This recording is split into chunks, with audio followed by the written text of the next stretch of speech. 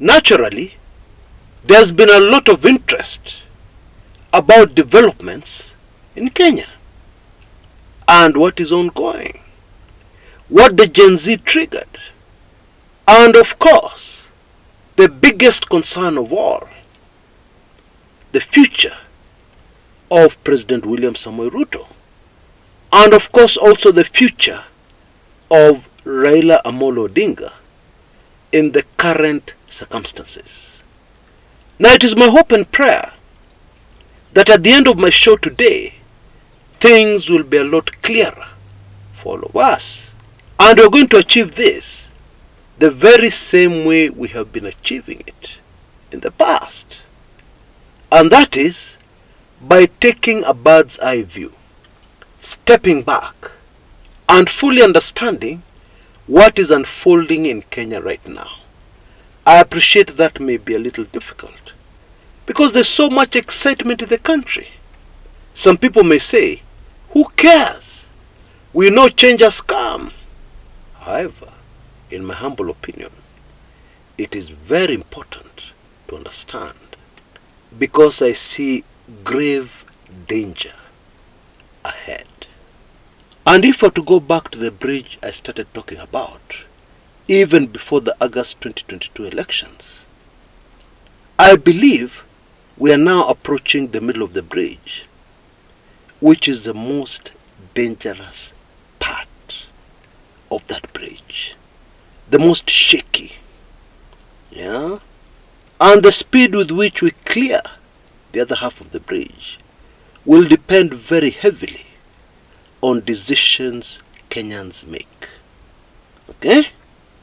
Now, for the sake of those who are new to this channel, it is probably a good idea for me to share with you some very interesting things that have been happening, especially with our older videos on this very channel.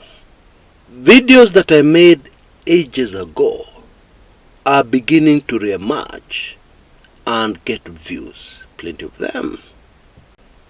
If I can give you one example, there was this video about the disintegration of Ruto's political support base in his own backyard of the Kalenjin nation in the Rift Valley.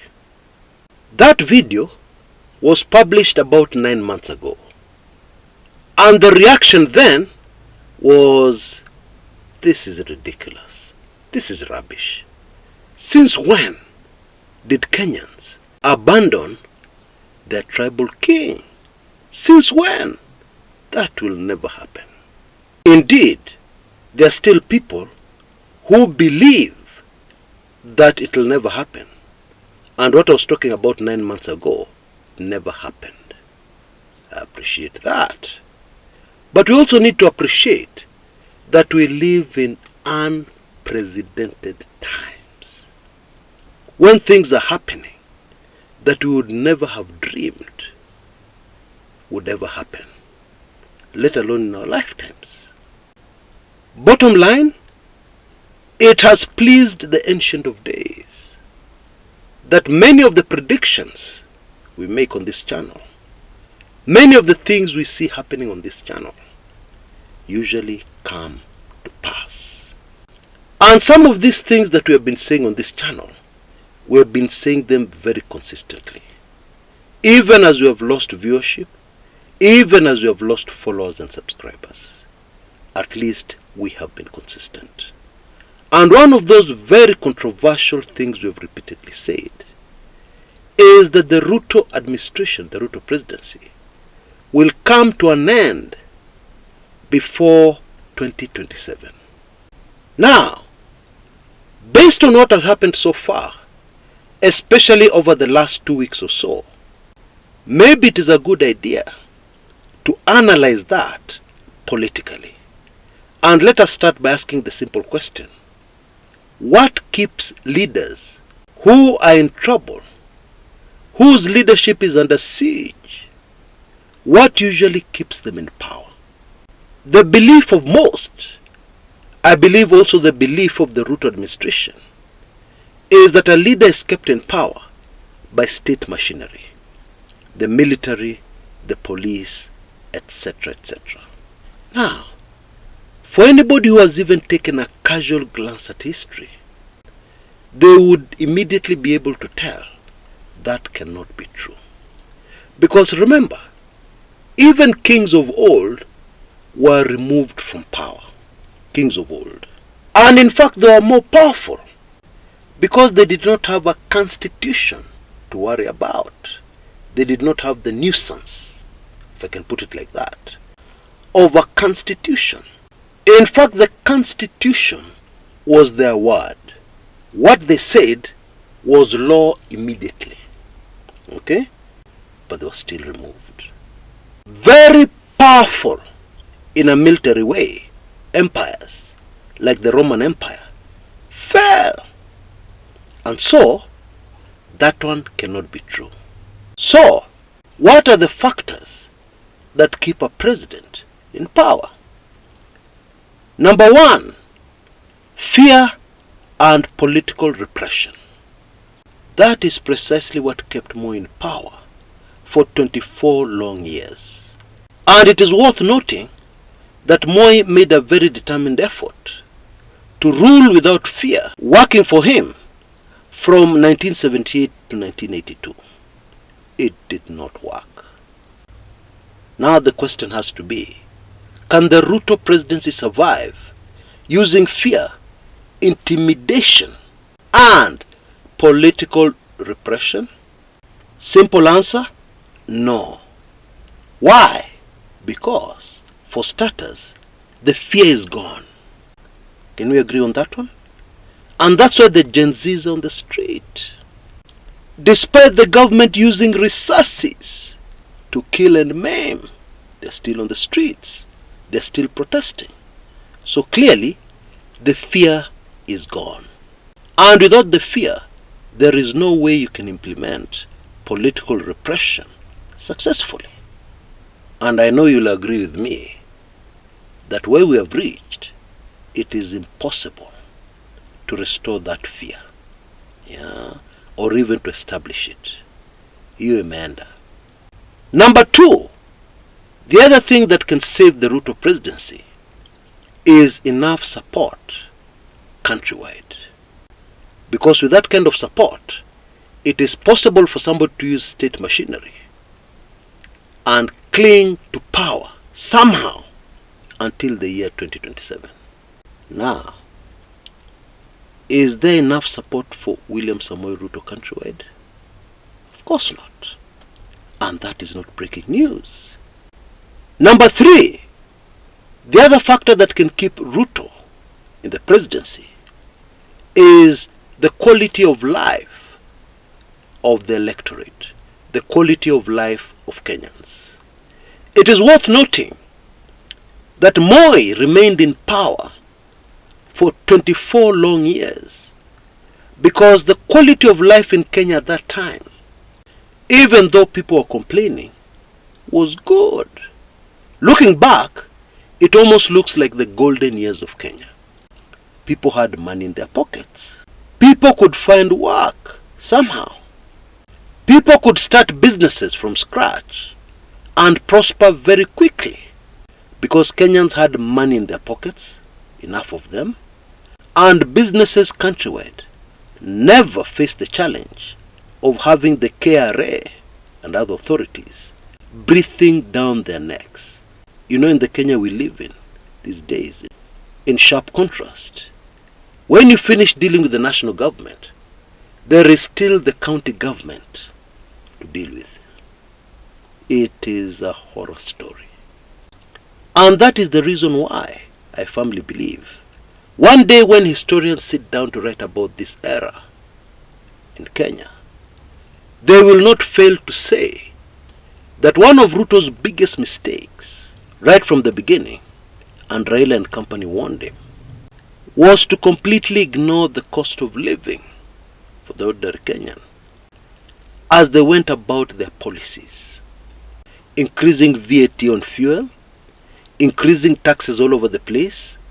All these actions were taking away money from people's pockets. And so today, the quality of life of most Kenyans is where it has never been in our entire history. Bila kizungu mingi, the truth and the reality is that Ruto has gone. He's gone.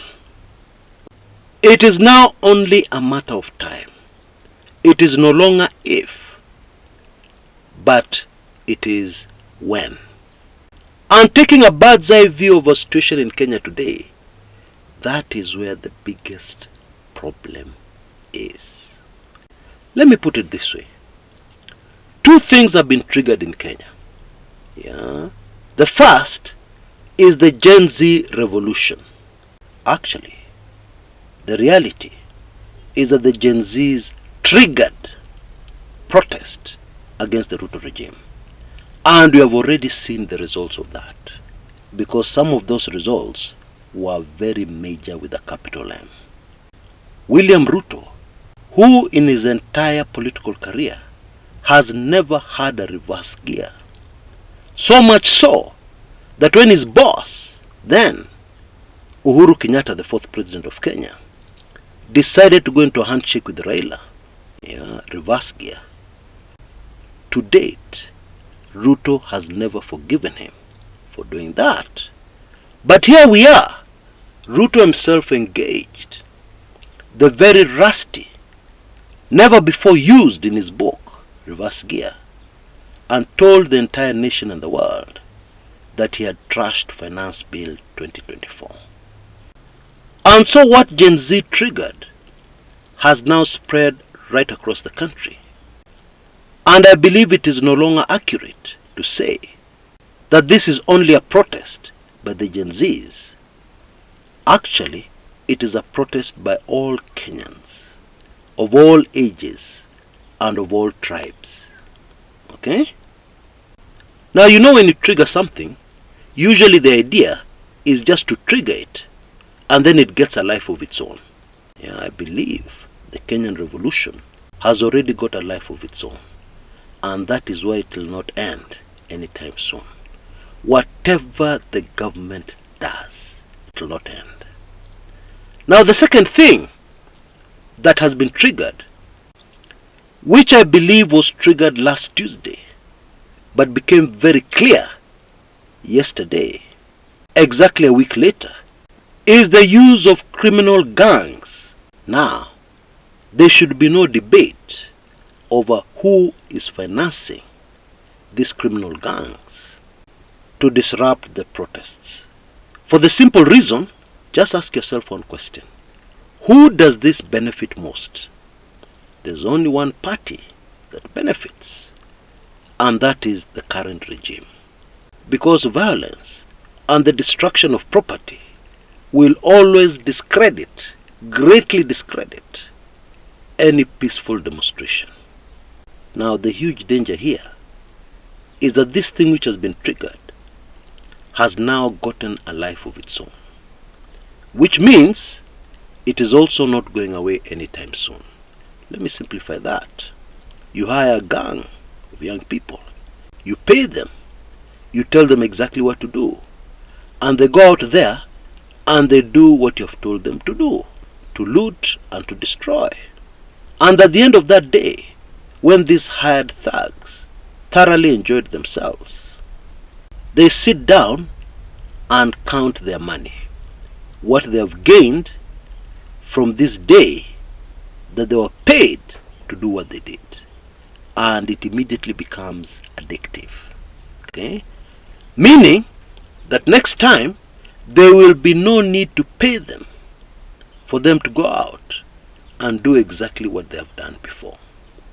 Bila kizungu mingi, we are witnessing right before our eyes the rise of criminal gangs in Kenya. And remember, in case you didn't know, not all these criminal gang members are civilians. Some of them are policemen. That is a very key point to note. And so the horror story here, in summary, is that the Gen Z triggered revolution and the political class triggered criminal gangs are going to grow side by side. Yeah. Now what this means is that nobody is safe. It will be impossible going forward for any Kenyan to say they have not been touched and they are not involved in the revolution or in the criminal gangs. It will be impossible very shortly. And what that means is that those of us who live in cities will have to rethink very many things about our lives. Please wake up and smell the coffee before it is too late. Because we have all seen very clearly that we have a regime that does not have so much concern for precious human life. That should be extremely clear by now. Please wake up and take note. You know, we started talking about this scenario as far back as 2019. And I have to confess, I didn't even know what I was talking about. I didn't fully understand, okay? But I felt very pushed to talk about those things. But now, they are right here at our doorstep. Please, reconsider very seriously the idea of planting your own food. I know it sounds crazy, but there are so many crazy things happening in Kenya right now. And so, we have no option but to consider the crazy to deal with the crazy that is unfolding. Many of us love to live in big cities. I mean, we can't even consider any other option. It has to be a big city. And the reason most Kenyans will give you is finances. How else can I earn a living? However, we have already seen the massive disruption of finances right across the board. This is one of the reasons why the current maandamanos zimeshika haraka sana. Okay? And the very bad news is that this disruption of finances has not even started proper. We've already seen so much, but it has not even started proper. There is much more coming. And therefore, if you're in a position, please seriously consider relocating. The smaller the city, the better, in my opinion. And there's something else I see coming. We all know that we're in the season of exposure. But in my opinion, the major, most shocking exposures are not yet here, but they're very close. Yani, news that you'll hear and you'll not want to believe. I know we've repeated that many times, but it is right at our doorstep right now. Right now, there is already a lot of pressure on the government to stop trashing the Constitution and provide an accurate, transparent debt register to Kenyans, so that we know exactly where this big debt that is weighing us down is coming from and who it is we owe this money to. Because people like Jimmy Wanjigi, who should know, are telling us that we paid all our debt a long time ago. So, what is the real story with our debt register? Now, there is a high possibility that this information will leak, or some people will be forced to make it public, which already is a constitutional right. And Kenyans are going to be shocked to their bones. It is also quite possible that the servers carrying the real results of the August 2022 presidential elections especially will be opened. And again, Kenyans will be shocked to their bones when they take in the contents of what is in the server. Now, how is this related to what we're discussing?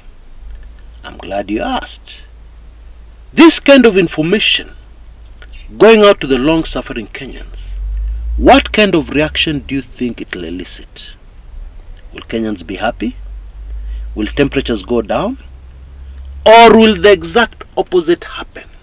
That is, temperatures climbing up to overboiling point, etc., etc. Yeah, I'm sure you get what I'm trying to say. In one sentence, even as we continue our fight for a better Kenya, please brace yourselves for what is coming.